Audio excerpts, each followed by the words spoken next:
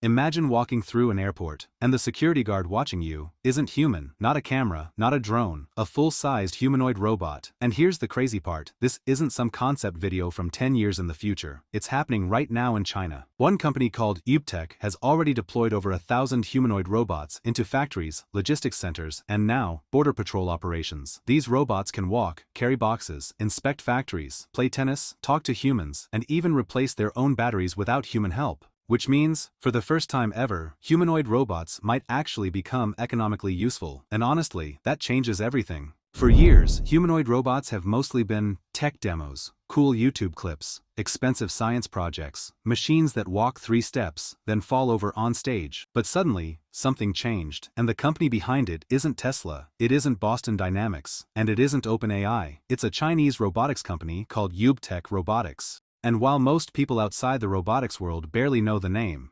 UBTECH may have quietly become one of the most important AI companies on Earth, because unlike most humanoid companies, they're not just building robots for demonstrations, they're deploying them into the real world. Factories, warehouses, airports, retail, hospitals, and now, border security.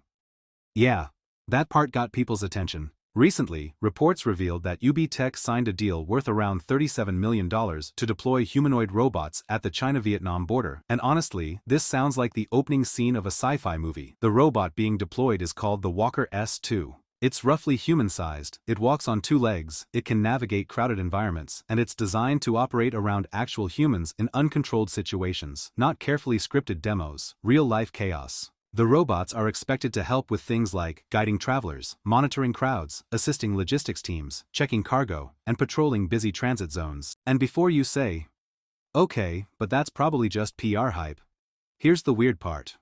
UBTECH has already deployed over 1,000 humanoid robots across industrial environments. That's not prototype scale anymore, that's infrastructure scale, and this is where the story becomes much bigger than just one company. Here's the thing most people misunderstand about humanoid robots. The hard part isn't making them walk. Boston Dynamics solved impressive movement years ago. The real challenge is making humanoid robots economically useful. Because if a robot costs $1 million, breaks constantly, needs engineers nearby, and can only work for 2 hours, then who cares? That's not a worker, that's an expensive mascot. But UBTECH seems to be attacking the actual bottlenecks, and one feature in particular completely changes the equation. The robot can replace its own battery. Seriously, the Walker S2 is designed to walk to a charging station, remove its depleted battery, insert a fresh one, and return to work automatically, no humans needed. And that sounds small, until you realize what it means. Factories don't run 8 hours a day anymore, they run 24/7. Humans need breaks, humans get tired, humans quit, humans get injured. A robot that can theoretically work forever? That's a completely different economic model. And this is why investors suddenly care about humanoid robotics again. Then UBTECH released another video that honestly looked fake at first. Their robot, playing tennis against a human. Now normally, these robot demos are carefully choreographed, but tennis is brutally difficult for robots. Think about what's happening in real time. The robot has to track the ball, predict its trajectory, balance its body, position itself, swing accurately, and absorb impact, all within fractions of a second. One mistake and the whole thing collapses. And yet, the robot was actually rallying. Not perfectly, but convincingly enough to make roboticists pay attention, because it suggested something important. These robots aren't just replaying pre-programmed motions anymore. They're reacting dynamically, which is basically the holy grail of embodied AI. And if you've heard the term embodied AI recently, this is what people mean. Not just intelligence inside a chatbot, intelligence connected to a physical body interacting with the real world. And honestly, that might be the next giant AI revolution. Right now, there's a massive global race happening. Tesla has Optimus. Figure AI is partnering with BMW. Boston Dynamics keeps making robots that look terrifyingly athletic. And China is aggressively investing in humanoid robotics as a national priority. That last part matters a lot. Because the Chinese government isn't treating robotics like a side experiment. They see it as strategic infrastructure, like semiconductors, or AI chips, or energy. Which explains why companies like UBTECH are suddenly offering insane salaries for AI researchers. At one point, reports claimed UBTECH was offering compensation packages worth up to $18 million annually for a chief scientist role. That's Silicon Valley money. Actually, beyond Silicon Valley money. And it shows how serious this race is becoming. Because the winner here doesn't just sell gadgets, they potentially control the future workforce. But here's where things get uncomfortable. Humanoid robots are uniquely disruptive. A robotic arm in a factory, people understand that. That's been around for decades. But humanoid robots are different because they fit into environments built for humans. Doors, stairs, tools, warehouses, retail stores, hospitals, offices. That means companies don't necessarily need to redesign infrastructure.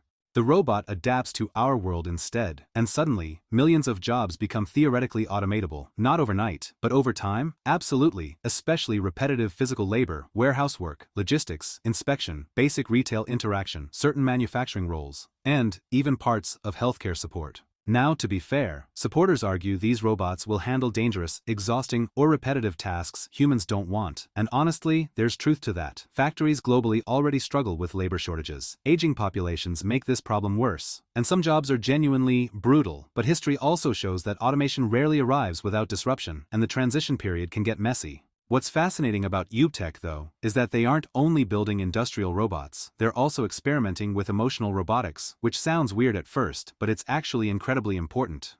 Take their panda robot. Instead of making a hyper-realistic human robot, they built a friendly panda-inspired humanoid. It dances, greets visitors, does calligraphy, expresses emotions through animated eyes, and honestly, people love it. Because humans react emotionally to robots, whether we want to admit it or not. That's why their smaller robot, Alpha Mini, also matters. It's basically a tiny expressive AI companion robot with face recognition, voice interaction, and programmable behaviors. Kids interact with it differently than they interact with normal software. And that may end up being one of the biggest societal shifts of all. Humans emotionally bonding with AI embodied in physical form. Not chatbots, not apps, physical presence. That changes psychology completely. And, honestly, UBTECH's smartest product might not even be the fully walking humanoid. It might be the Cruiser S2, because instead of chasing perfect human walking, they asked a more practical question: what actually works today? So the Cruiser S2 uses wheels instead of legs. And that sounds less futuristic, until you realize it's probably way more useful. It moves faster, uses less energy, carries heavier loads, and operates more reliably indoors. It can work in offices, hospitals, warehouses, and public spaces right now. That's a very different strategy from the flashy sci-fi humanoid vision. And honestly, it may win commercially first, because in robotics, practical usually beats cool, eventually. So now we get to the big question: when do humanoid robots stop being technology and start becoming infrastructure? Because that line might arrive much faster than people expect.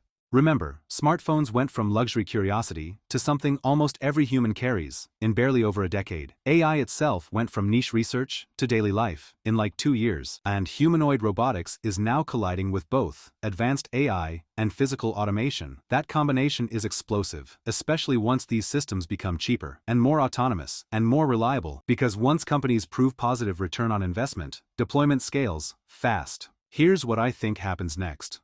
First, industrial humanoids quietly spread through logistics and manufacturing, not because they look cool, because economics demand it. Second, we'll see hybrid environments emerge, humans and robots working side by side, especially in warehouses, factories, airports, and hospitals. Third, the software layer becomes the real battleground, not the robot body itself, the AI coordination system, the brain, the operating system for physical intelligence, and eventually, the companies that master embodied AI could become as important as today's cloud computing giants. But there's also another possibility. A lot of humanoid robotics companies could fail spectacularly because hardware is brutally difficult, margins are hard, maintenance is expensive, and real-world deployment is way messier than demos. We've seen hype cycles before, so the big question is, are we watching the beginning of the robotics age, or another overhyped tech bubble? Honestly, I don't think even the industry fully knows yet. But one thing is undeniable: humanoid robots are no longer science fiction. They're leaving the lab, they're entering factories, borders, warehouses, public spaces, and possibly eventually, our daily lives. Which raises a question I genuinely want your opinion on. If humanoid robots become cheaper than human labor, what jobs should humans never give up to machines? And on the flip side, what jobs would you happily let robots take over tomorrow? Would you trust one in a hospital, at an airport, watching security footage, taking care of elderly people, or is this all moving way too fast? Drop your thoughts in the comments, because this conversation is about to become very real. And if you want more deep dives into the future of AI, robotics, and emerging tech, you know what to do.